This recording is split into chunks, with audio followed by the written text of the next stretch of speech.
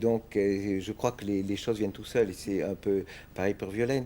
Et je crois que le fondement d'une véracité historique telle qu'on peut la restituer se trouve dans une pratique assez extensive, ou plutôt même intensive des écrivains et des auteurs d'une époque. Ouais. Quand on en est nourri, eh bien, on fait vivre ensuite les gens de cette époque sans même s'en rendre compte. On ne fait pas d'anachronisme parce que on ne peut pas en faire. On est dans cette époque, on y est dedans, Hmm. et on vit dans cette époque avec tous ces éléments. Et quand on se met à décrire une chose, c'est même plus la peine d'ouvrir, enfin pour ce qui me concerne, mais pour Violaine, je sais que c'est un peu la même chose.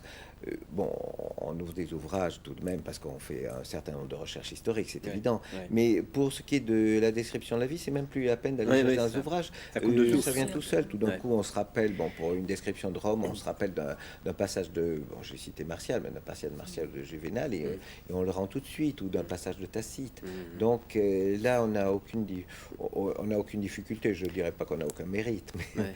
Ouais, non, mais les témoignages directs de gens donc qui ont connu Messaline, est-ce qu'il y en a précis? Oui, Je on pense à en a. le fameux journal de Sénèque, c'est un document authentique, ça, de Claude, pardon. C'est un document qui est authentique, mais bon, il faut en prendre et en laisser. Parce qu'effectivement, on a des témoignages. On a par exemple le témoignage de Sénèque, on a le témoignage, justement, on en parlait de Juvénal, qui est bon, très limité, mais il nous parle quand même de Messaline. On a des témoignages chez des historiens anciens qui sont plus ou moins crédibles, que ce soit Suétone qui raconte la petite histoire de Rome, ou Tacite, une Ouais. histoire avec un grand H. Mais il faut faire attention. Quand on a utilisé ces documents, on a fait très attention, parce que la plupart du temps, Messaline s'était fait des ennemis. Ouais. Et ceux qui parlent et ceux qui témoignent sont des ennemis. Bon, Sénèque est un philosophe qu'elle a fait exiler. Il est évident qu'après coup, il n'allait pas dire du bien de Absolument. Messaline. Donc, on a essayé de rétablir justement la véritable Messaline à partir de ces documents qui sont plus ou moins discutables.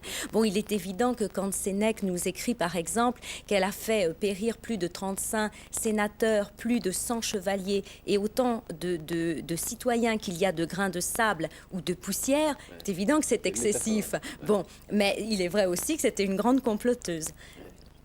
Euh, C'est vrai quand même qu'elle réussit à faire porter sur son nom des tonnes de choses pas très sympathiques quand même dans l'histoire de Rome. Moi je me demande si quelque part, comme vous le dites, comme Sénèque d'ailleurs le dit, on n'en a pas rajouté.